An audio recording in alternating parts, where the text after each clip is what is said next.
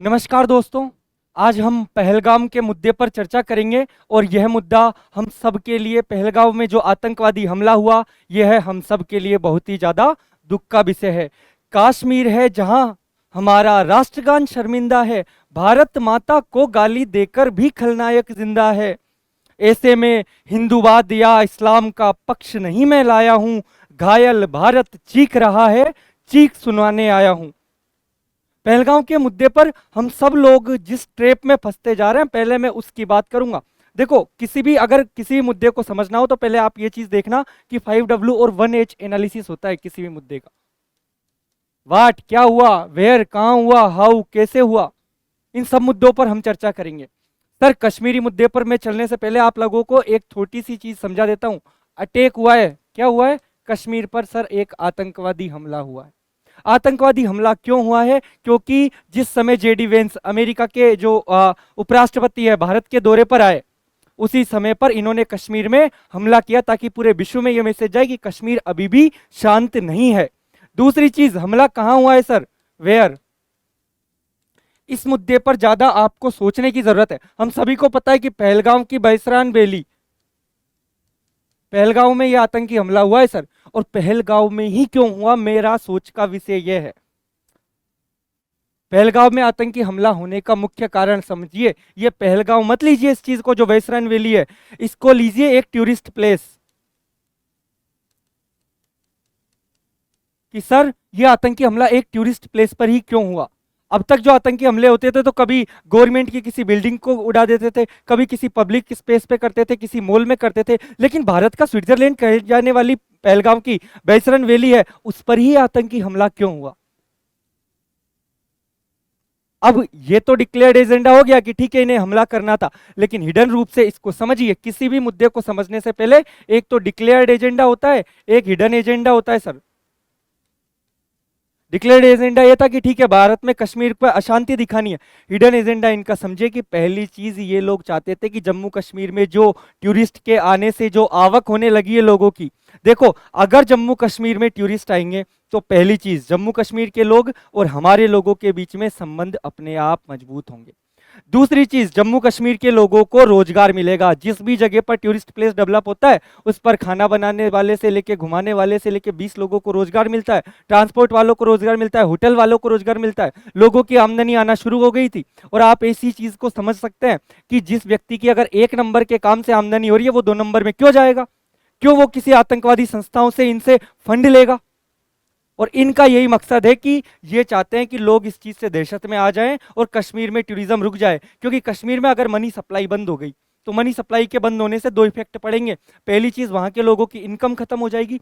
दूसरी चीज, जब उनकी इनकम खत्म हो जाएगी तो उनको कैसे भी करके पैसे की जरूरत हर किसी को पड़ती है, तो ये उन लोगों को बरगलाना इनके लिए आसान हो जाएगा। तो पहली चीज आपको समझ में आई कि किसके लिए हुआ है? इकोनॉमी फ्लो ताकि बंद हो जाए। समझ में आया? और कश्मीर से, और अगर भारत के लोगों द्वारा जो पैसा दिया जा रहा है टूरिज्म के रूप में कश्मीर में, अगर वो बंद हुआ तो वो काम किसके लिए आसान हो रहा है सर? सीधा सीधा पाकिस्तान के फेवर में जा रहा है। और हम लोग आजकल सोशल मीडिया पर कई लोग कैंपेन चला रहे हैं कि कश्मीर में टूरिज्म बंद कर दो, उन लोगों की आमदनी होगी तो वो आतंकवाद कहां से करेंगे? अरे सर, मैं मानता हूं कि ठीक है कश्मीर के कुछ लोगों के सपोर्ट के बिना ये चीज पॉसिबल नहीं थी, उन आतंकवादियों को ग्राउंड लेवल वर्कर्स का सपोर्ट मिला है। लेकिन आप समझिए ये कौन लोग थे? कश्मीर में टेररिज्म के साथ एक और ग्रुप एक्टिव है जिसको हम बोलते हैं नार्को टेररिज्म। नार्को टेररिज्म का मतलब है कश्मीर के कुछ युवाओं को, कई लोगों को नशे में जहां पर जबरदस्ती धकेला जा रहा है। और जब कोई व्यक्ति नशे में पड़ जाता है तो उसकी काम करने की श्रद्धा नहीं रहती, और जब वो काम करके पैसा नहीं कमाएगा तो उसको कोई आसान मौका ढूंढेगा, वो पैसे कमाने का कोई ना कोई शॉर्टकट जरूर देखेगा। और फिर वो अपने आप आता है किसके चंगुल में? जिहादियों के चंगुल में।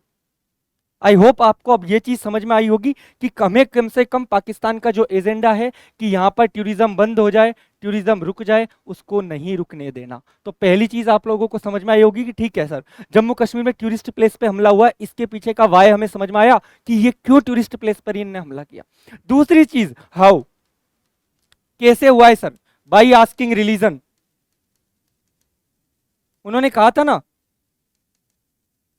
कि सर हिंदू और इस्लाम, केवल हिंदुओं को वहां पर मारा गया। अब इसके पीछे भी उन लोगों का एजेंडा को आप लोगों को समझने की जरूरत है।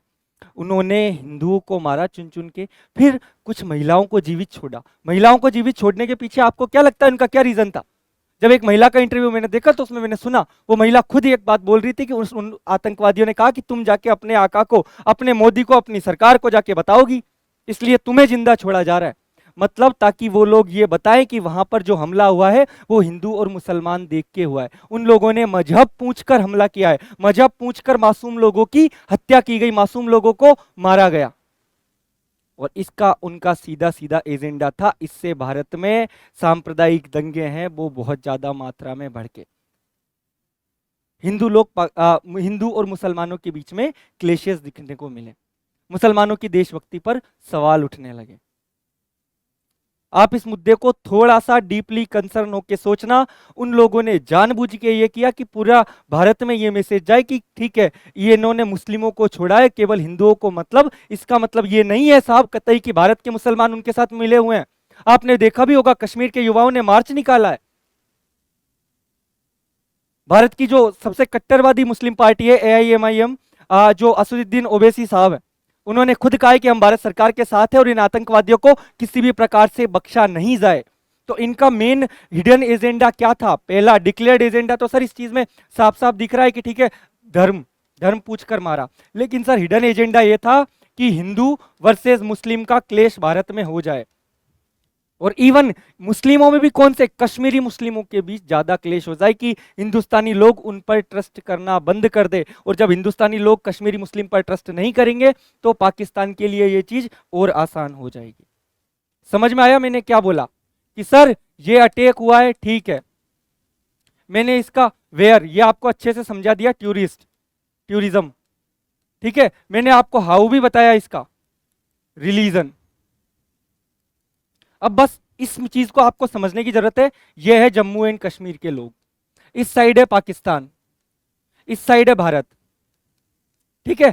जैसे ही हमारा टूरिज्म चल रहा था, टूरिज्म से सर इनको इकोनॉमिक रूप से फायदा हो रहा था, किसको? कश्मीर के लोगों को। और टूरिज्म से इनके भारत के रिलेशन इसके साथ मजबूत हो रहे थे, क्योंकि किसी व्यक्ति से अगर आपको आर्थिक फायदा हो रहा है और आपको वो अगर वहां पर घुल मिल रहे हैं वहां के लोगों के साथ, आपके यहाँ के स्थानीय लोग जाकर, तो भारत के कश्मीर के साथ रिलेशन अपने आप भारत के लोगों, अन्य राज्यों के लोगों के सुधरेंगे।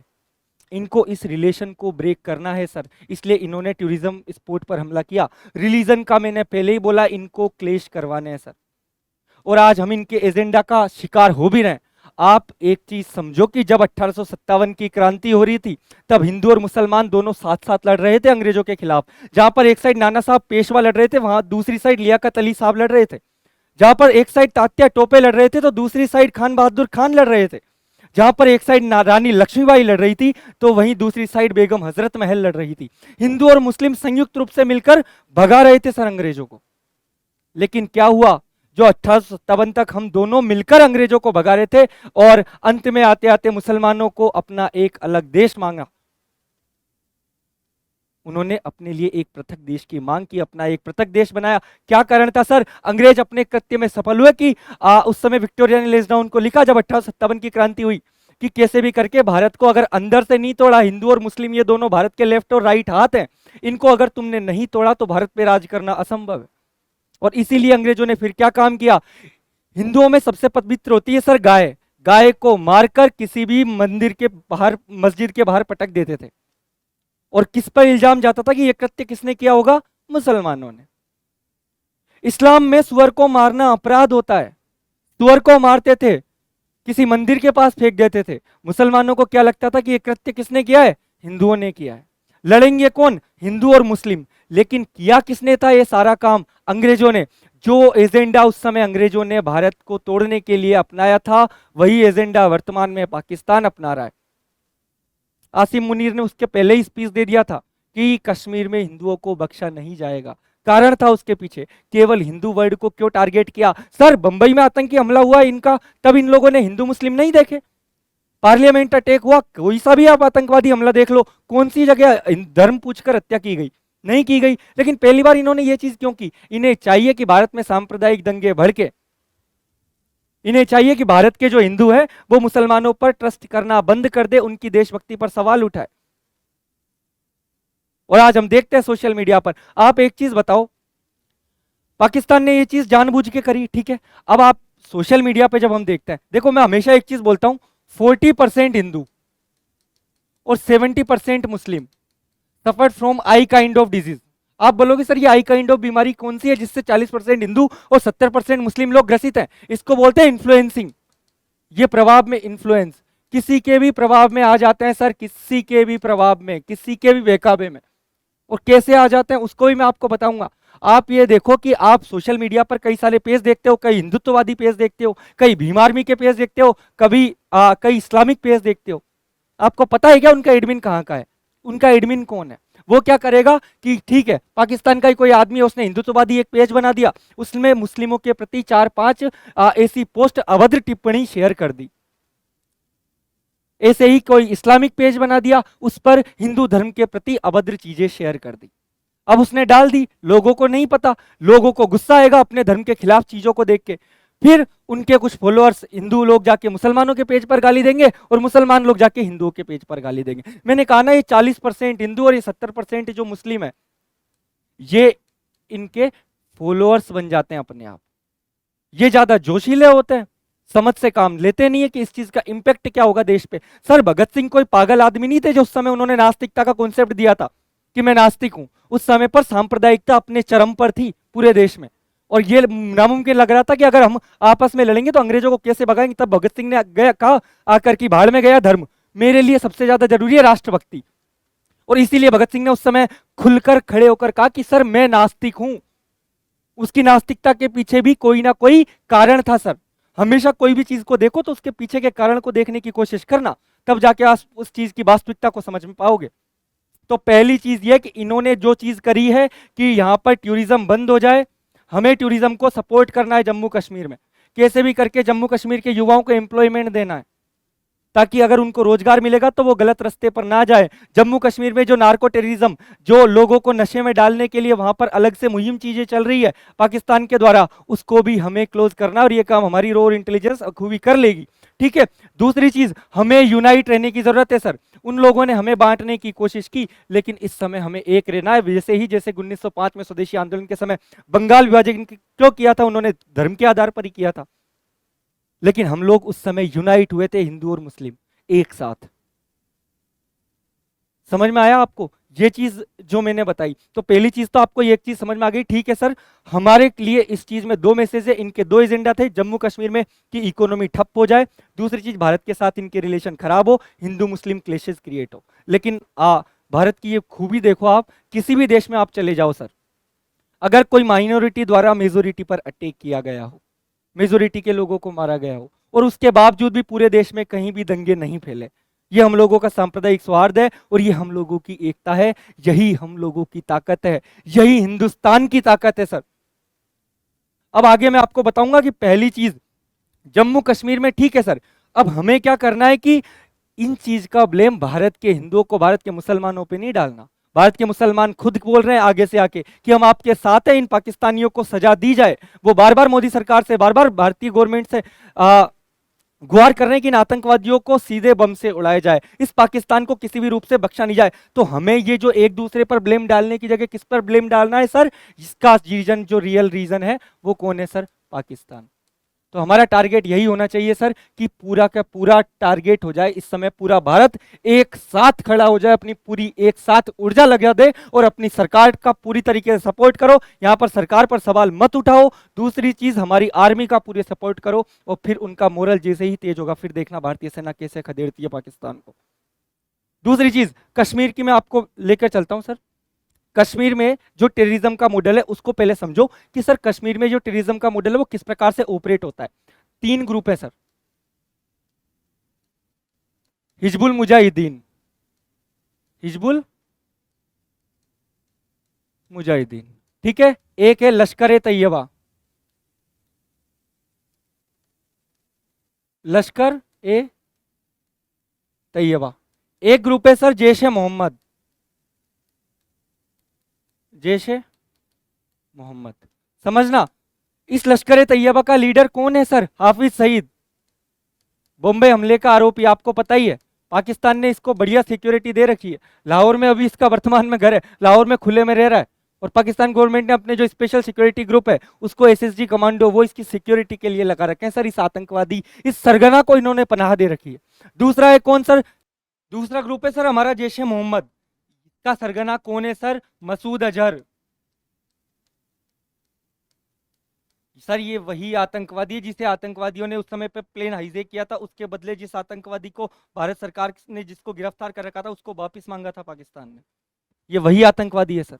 तो हमें ध्यान रखना है सर कि इन आतंक के सरगनाओं को जिनको इन्होंने पनाह दे रखी है इनको टारगेट किया जाए और इनको कैसे भी करके पाकिस्तान से वापस भारत में बुलाया जाए। इनको वापस ऐसी कड़ी से कड़ी सजाओ कि इनकी नस्लों के लिए ये चीज इबरत हो। लश्कर ए तैयबा, आप देखो पाकिस्तान ने शुरू से कश्मीर में ये तीन चीज का मॉडल अपना रखा था कि हिजबुल मुजाहिदीन, जैश ए मोहम्मद, लश्कर ए तैयबा। कश्मीर में कोई सा भी हमला आप उठा लो शुरू से लेके अंत तक के सारे मुद्दों में किसी ना किसी इन तीन ग्रुप का काम देखने को मिलेगा। ये दोनों ग्रुप डायरेक्ट ऑपरेट होते हैं पाकिस्तान से, और ये जो ग्रुप है इसको लीडरशिप और डायरेक्शन तो पाकिस्तान से मिलती है, लेकिन इसमें कौन है? कश्मीर के कुछ युवा। आपने सुना भी होगा एक आतंकी का नाम बुरहान वानी। बुरहान वानी कहाँ का था सर? यहीं का कश्मीर का एक युवा था। किसका था सर? हिजबुल का कमांडर था सर बुरहान वानी। और उस बुरहान वानी को जब भारतीय आर्मी ने मारा तो कई लोग उसके सपोर्ट में आए। युवाओं में बहुत ज्यादा क्रेज था उसका। उसने आतंकवाद को क्वालिफाई करने की कोशिश की थी जम्मू कश्मीर में, और जम्मू कश्मीर में काफी युवाओं के बीच बहुत लोकप्रिय भी रहा है। ठीक है सर। अब पाकिस्तान ने क्या किया? जब भारत ने पाकिस्तान को 2018 में ग्लोबल लेवल पर आइसोलेट करके रख दिया, आर्टिकल 370 को जब भारत ने हटा के रख दिया, तब पाकिस्तान को बहुत ज्यादा दर्द हुआ और तकलीफ हुई। पाकिस्तान को कराने के लिए कुछ नहीं मिल रहा था, क्योंकि पूरी दुनिया को पता चल गया था कि सर पूरे आतंकवाद को कौन फंड करने में लगा है? सर अकेला पाकिस्तान। और इसी कारण पाकिस्तान ने क्या किया कि इन दोनों के नए फ्रंट ग्रुप बनाए। इसका बनाया टीआरएफ, द रेसिस्टेंस फ्रंट, और दूसरा फ्रंट बनाया फ्रंट ग्रुप इधर पीपल एंटी फासिस्ट फ्रंट, पीएएफएफ। अब पहले तो आप इनके नाम की ओर गौर करो। पहली बार कोई ऐसे आतंकवादी संगठन इन्होंने बनाए जिनके नाम सर इस्लामिक लैंग्वेज में नहीं है, उर्दू या फारसी में कोई नाम नहीं है, इनके नाम है इंग्लिश में, ताकि किसी को भी ये लगे ना कि ये इस्लामिक टेररिस्ट ग्रुप है। और इनको क्या नाम? रेजिस्टेंस। रेजिस्टेंस का मतलब होता है सर प्रतिरोध, एंटी फासिस्ट, नाजीवाद के खिलाफ, कि सर ये ग्रुप तानाशाही के खिलाफ काम करेगा, ये गवर्नमेंट की जो पॉलिसीज है जो लोगों के खिलाफ है उनके खिलाफ काम करेगा, तो गवर्नमेंट को टारगेट करने के लिए। लेकिन सर ये दोनों टेररिस्ट ग्रुप थे, और वर्तमान में जो कश्मीर में हमला हुआ है वो इसी ग्रुप के द्वारा कराया गया, द रेसिस्टेंस फ्रंट। तो पाकिस्तान ने पहली चीज, जो ये टीआरएफ था, द रेजिस्टेंस फ्रंट ग्रुप था, इस ग्रुप के थ्रू इस घटना को अंजाम दिया है। और इन्होंने ये इंग्लिश नाम क्यों रखे हैं? क्योंकि इसके द्वारा ये आतंकवाद को एक सेकुलर नजरिया देना चाह रहे हैं। और जब भी कोई सवाल करेगा कि सर ये आपके यहाँ के ग्रुप है, तो ये पाकिस्तान सीधा बोलेगा ये हमने नहीं करा है, इसमें हमारे आदमी नहीं है, क्योंकि ये तो कोई इस्लामिक ग्रुप ही नहीं है। इसमें तो भारत के वो लोग हैं जो भारत की गवर्नमेंट से नाराज है, भारत की सरकार से नाराज जो युवा है वो इसमें शामिल है सर। पहली चीज आप लोगों को ये अच्छे से क्लियर हो गई होगी जो मैंने आपको बताना चाहिए। ठीक है। तो सर वर्तमान में ये सारी जो टेररिस्ट एक्टिविटी है कौन से ग्रुप के द्वारा कंडक्ट की जा रही है? The resistance front. और इसमें किसका सपोर्ट है? सीधा सीधा पाकिस्तान का। और पाकिस्तान को वर्तमान में अभी हमारी इंटेलिजेंस ने खुलासा भी किया था कि पाकिस्तान में जो ये पाकिस्तान के द्वारा जो ये हरकत की गई ना, इसमें इनको सपोर्ट मिला है हमास का। सीधा सीधा ये वही संगठन है जो गाजा में इसराइल से लड़ाई करता है। याद आया आपको? हमास। और हमास के साथ साथ इसमें कौन सपोर्टर रहा? तुर्की। क्योंकि तुर्की क्या कर रहा है कि इस्लामिक देशों में अपनी मजबूत पकड़ बनाना चाह रहा है। तुर्की इसीलिए पाकिस्तान को सपोर्ट कर रहा है कश्मीर के मामले में। तो यहाँ पर हिडन शत्रु बैठा है तुर्की। हमास के कुछ लोगों को फिलहाल ही इस आतंकवादी हमले से पहले पाकिस्तान के जो पाकिस्तान ऑक्युपाइड कश्मीर के कई इलाकों में, कई शहरों में हमास के बड़े बड़े जो लीडर्स हैं ना, उनको देखा गया था, और यहीं पर इस चीज की पूरी प्लानिंग कंडक्ट की गई थी सर। तो आपको एक चीज तो समझ में आ गई होगी कि ठीक है सर, इस प्रकार इनका ये मॉडल है, लेकिन हमें सीधा टारगेट किसको करना है? क्योंकि ये किसके सपोर्ट के बिना संभव नहीं है? पाकिस्तान के। अब पाकिस्तान की मैं बात कर रहा हूं तो पाकिस्तान में किस चीज की? अब आप पहले ये देख लो, ये बुरहान वानी रहा, ये कौन है सर? हाफिज सईद। और ये कौन है सर? मसूद अजहर। ये रहे वो आतंकवादी, ये सरगना इनके। लश्कर ए तैयबा का लीडर, जैश ए मोहम्मद का लीडर, हिजबुल का कमांडो, ये थे। ये तो मारा गया, खैर ये दोनों अभी बाकी हैं और जल्दी मारे जाने की उम्मीद है। अब ये क्या करते हैं, पहले तो आप थोड़ा सा आइडिया दे देता हूँ कि कैसे किसी को एक आतंकवादी बनाया जाता है। पहले क्या करते थे, ये लोग बॉर्डर क्रॉस करते थे पाकिस्तान से आके, फिर मदरसों में जाते थे, मदरसों में जाके वहाँ लोगों को तालीम देने की जगह वहाँ पर लोगों को पैसा मुहैया करवाया जाता था, अनएम्प्लॉयड युवाओं को घेरते थे, ठीक है, नशे के कुछ आदि युवाओं को पकड़ते थे, उनको पैसे का लालच देते थे, वो उनसे साफ साफ बोलते थे कि हिंदुओं ने तुम्हें क्या दिया, डर, हिंदुओं ने तुम्हें क्या दिया है, भेदभाव, इस इंडिया ने तुम्हें भेदभाव और डर दिया है, केवल तुम हमारे पास आओ, हम तुम्हें पैसा देंगे, हम तुम्हें जन्नत देंगे, तुम्हारे घर वालों को भूखा रहने की नौबत नहीं आएगी। इस प्रकार उनको बरगलाकर ये उनको ट्रेन करते थे, ठीक है। अब क्या हुआ कि जब हमारी सीमा पर सिक्योरिटी बहुत ज्यादा टाइट हो गई ना सर, जब सिक्योरिटी टाइट हो गई तो इन्होंने ऑनलाइन चीजों का सहारा लिया, इन्होंने बनाए WhatsApp group, Facebook group, Instagram group, और इन्हीं ग्रुप्स के सहारे सर इन्होंने आतंकवादियों को ट्रेन करना शुरू किया। इन ग्रुप्स पर सबसे पहले कुछ युवाओं को पकड़ा जाता है जिनकी सोच थोड़ी एक्सट्रीमिस्ट टाइप होती है, हल्की सी, ठीक है, और उसके बाद उनको भ्रमित साहित्य भेजा जाता है, उस साहित्य को पढ़ के उनका जब ब्रेन वॉश होने लगता है तब उनको अंत में उनको एक लोन मुजाहिदीन नाम की एक नोटबुक दी जाती है सर, 130 पन्ने की नोटबुक होती है, और इसको मिलते ही उस वो सीधा एक ब्रेन वॉश पपेट इनके सामने तैयार होकर खड़ा हो जाता है। समझ में आया आपको कि मैं क्या बोलना चाह रहा हूं? एक ब्रेन वॉश पपेट जैसे ही तैयार हुआ, उसको लीडरशिप और डायरेक्शंस मिल जाएंगे, पाकिस्तान से हथियार उपलब्ध करवा दिए जाएंगे, और सीधा सीधा ये सारा गेम अच्छा, ठीक है सर। तो इसका नेक्स्ट पार्ट है सर कि अब भारत का एक्शन प्लान क्या है। आप मेन चीज के मुद्दे पर तो आओ कि भारत सरकार अब करने क्या वाली है, क्या क्या करना चाहिए। पहले तो मैं ना इसके दो डायमेंशंस आप लोगों को समझाऊंगा। एक होएगा काइनेटिक लेवल पर कि सर युद्ध भूमि में हमें कैसे लड़ना है। कोई भी युद्ध हो, दो जगह लड़े जाते हैं, एक तो युद्ध भूमि में, एक मनोभूमि में। मनोभूमि में लड़ा गया युद्ध ज्यादा इंपॉर्टेंट होता है बजाय युद्ध भूमि के। और युद्ध भूमि का भी मैं पहले आपको बता देता हूं। भारत सरकार ने क्या किया, 2001 में जब हमारे यहाँ पर आतंकवादी हमला हुआ था ना, कौन सा, पार्लियामेंट अटैक, पार्लियामेंट अटैक के बाद गवर्नमेंट, इंडियन गवर्नमेंट ने कहा कि इस पाकिस्तान को सबक सिखाने के लिए कोई नई कार्य योजना तैयार करनी पड़ेगी। तब इंडियन गवर्नमेंट ने क्या किया, छोटे छोटे लोकल ग्रुप्स बनाए, मतलब उसमें कमांडर ले लिए 5-3-4 सॉलिड वाले, उसके अलावा एक डॉक्टर ले लिया, एक इंजीनियर ले लिया, तो एक कंप्लीट आर्मी की छोटी छोटी टुकड़ियां बनाई, उसको पाकिस्तान की जो सीमा है उसके आसपास डिप्लॉय कर दिया।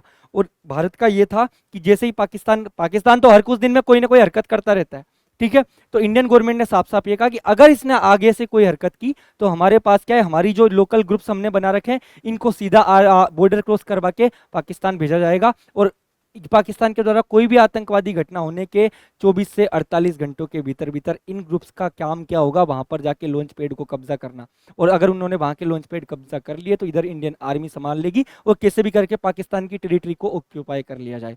पाकिस्तान के कोई क्षेत्र आपके अंडर आ गया, अब आपको क्या करना है कि फिर भारत सरकार पाकिस्तान के साथ वार्ता करने बैठेगी और पाकिस्तान से साफ साफ बोलेगी अगर तुम्हें तुम्हारी टेरिटरी वापस चाहिए तो ये जो आतंक के सरगनाओं को तुमने शरण दे रखी है ना, हाफिज सईद हो, मसूद अजहर हो, यहाँ तक कि दाऊद इब्राहिम हो, इनको भारत को हैंड ओवर कर दो कैसे भी करके।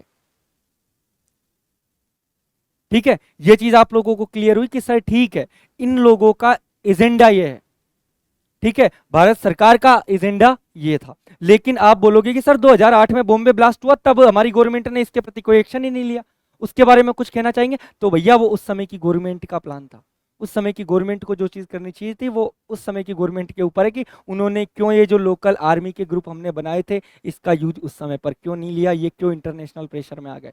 और 2008 के बाद पाकिस्तान को एक चीज समझ में आ गई कि भारत का ये जो टेरिटरी ऑक्यूपाई करने वाला आइडिया है इसको कैसे भी करके काउंटर करना पड़ेगा। फिर पाकिस्तान ने क्या किया कि अपने यहाँ पर ना कुछ मिसाइल बनाई, जिनको मैं बता देता हूँ, ये है नसर मिसाइल। और ये नसर मिसाइल क्या है, इसके अलावा पाकिस्तान ने बनाए टेक्टिकल न्यूक्लियर बम।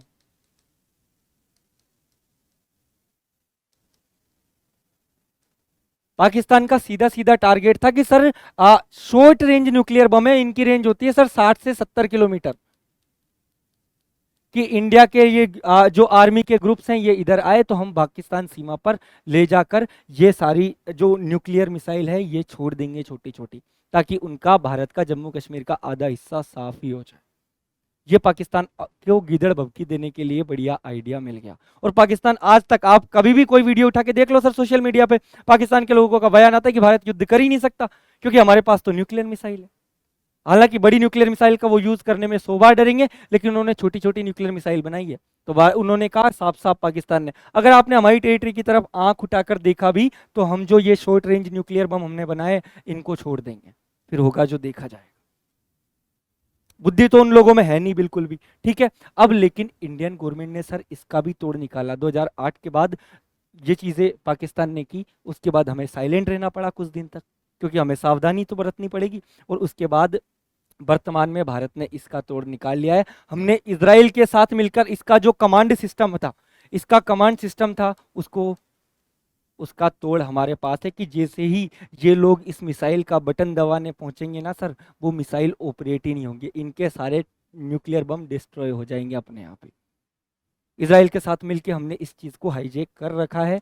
और जैसे ही हमारे ट्रूप्स को गवर्नमेंट भेजेगी वहां पर उनकी टेरिटरी को ऑक्यूपाई करने के लिए, और पाकिस्तान जब इस मिसाइल को चलाने पहुंचेगा, ठीक है, तो उसके साथ एक बहुत बड़ा प्रैंक हो जाएगा सर, ठीक है। तो पहली चीज़ तो ये कि यहाँ पर ये काम करने के लिए हमने तोड़ निकाल लिया है, ठीक है।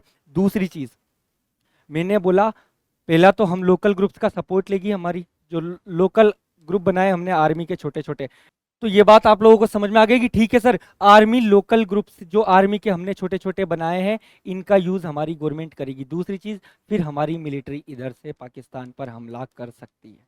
अब पहली चीज तो हो गई कि युद्ध भूमि में जो, क्योंकि सर सर्जिकल स्ट्राइक अब कोई ऑप्शन नहीं है कि वहां पर गए 28 बंदों के बदले आप 50 मार के आ गए, उससे उसका कोई सोल्यूशन नहीं होने वाला। नरेंद्र मोदी जी ने साफ साफ कहा इस बार पाकिस्तान का पक्का इलाज होगा, तो आप समझ सकते हैं पक्के इलाज की सीधी सीधी प्लानिंग है, कैसे भी करके पाकिस्तान की कोई ना कोई टेरिटरी को ऑक्यूपाई किया जाएगा, ठीक है।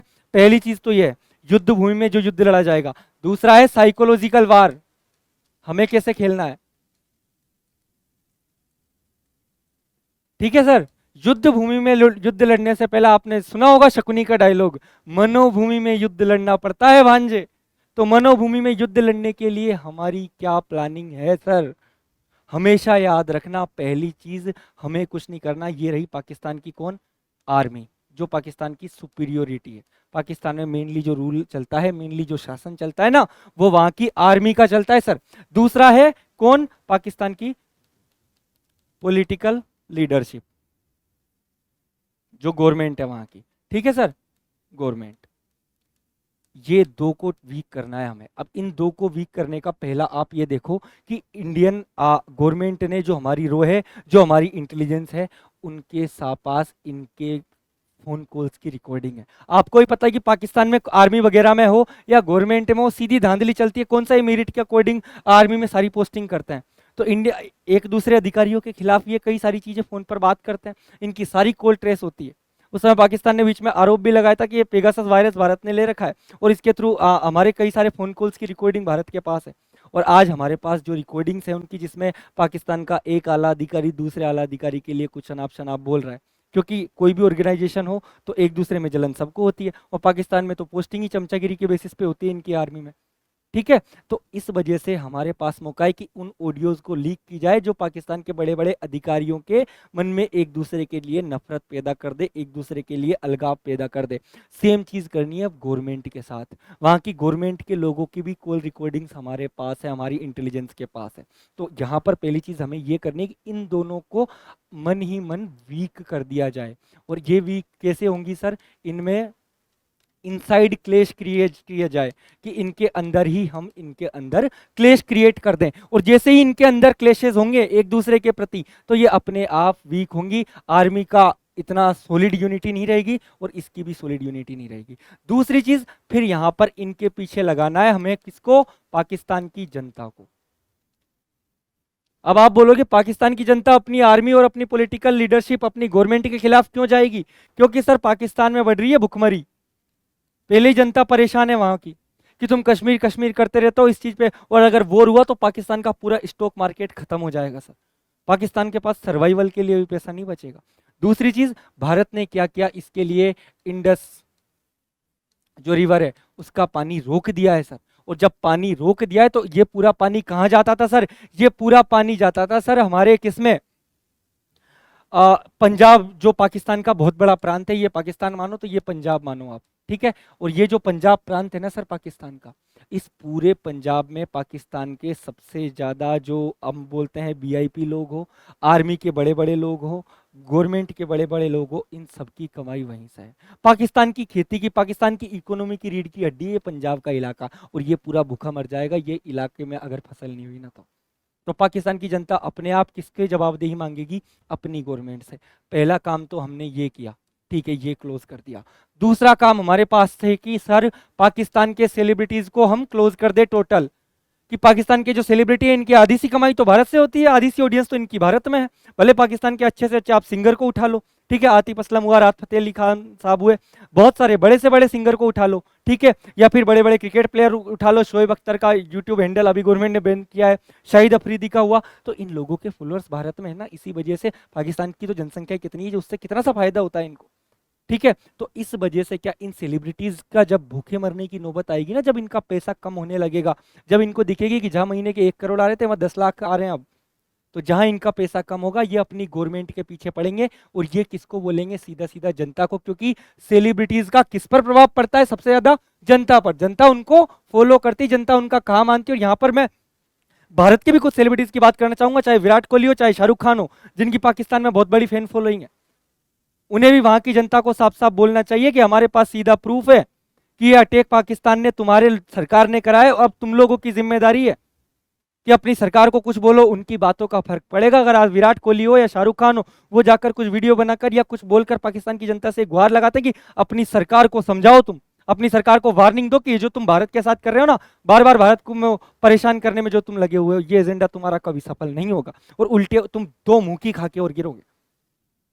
ये चीज आपको, दूसरा सेलिब्रिटीज को हम इसमें अपने साथ ले सकते हैं, ठीक है, इनकी आवक बंद, इनकी आवक बंद। तीसरा सर, किसी भी देश को आपको बर्बाद करना हो तो पहला इनसाइड उसके सिस्टम को वीक किया, दूसरे साइड वहां के जो विद्रोही है ना उनको आप करो सर ब्लाइंड सपोर्ट।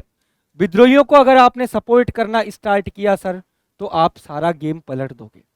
आप किसी भी देश को उठा लो, ईरान को उठा लो, इराक को उठा लो, सीरिया को उठा लो, अमेरिका और रूसिया ने इनको कैसे बर्बाद किया, अफगानिस्तान को उठा लो, फिलहाल में करंट में देखो तो आप बांग्लादेश को उठा के देख लो। एक स्टूडेंट का प्रोटेस्ट ग्रुप क्या इतना बड़ा हो सकता है किसी देश की सत्ता को उखाड़ फेंके?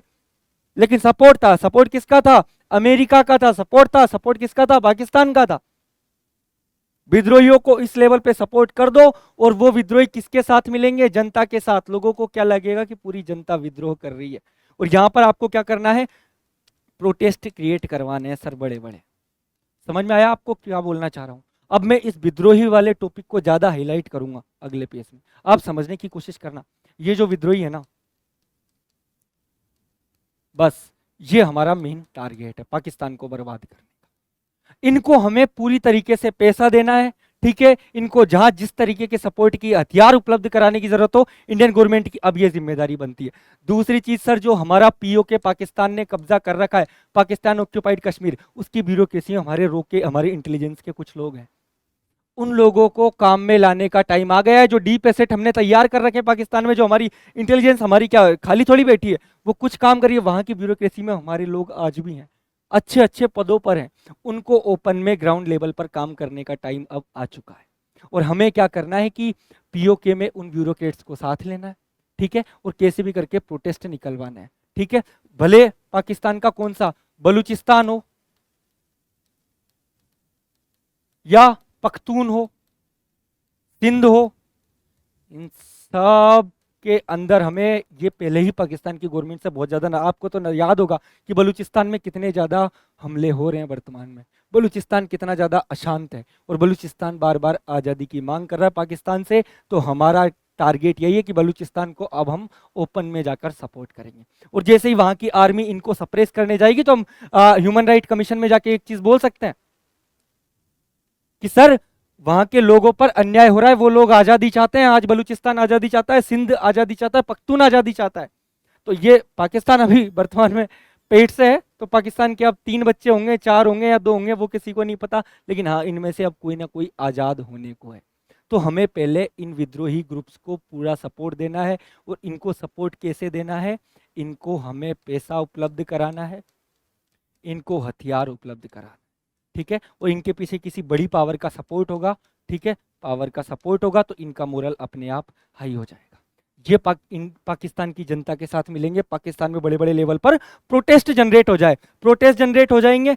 मैंने पहले ही बोला पॉलिटिकल सिस्टम वीक करने का हमारे पास तरीका पता है, ठीक है। और जनता के पास ये जो मैंने बताया आपको, आर्मी और पॉलिटिकल लीडरशिप, इनकी करप्शन की फाइल्स भी हमारी इंटेलिजेंस के पास है। तो पहली तो हो गई कॉल रिकॉर्डिंग्स इनकी, दूसरी हो गई कि इनकी जो करप्शन की फाइल्स है उनको उजागर करने का अब टाइम आ गया है। इनके करप्शन की फाइल्स जनता को दिखाई जाए, जनता अपने आप इनके हाथ धोकर पीछे पड़ेगी। और जब जनता विद्रोह पर सड़क पर उतर आएगी तो किसी सरकार हो, कोई सी भी आर्मी हो, उसकी इतनी ताकत नहीं है कि पूरी जनता को वो रिबेल कर सके, पूरी जनता को वो सप्रेस कर सके।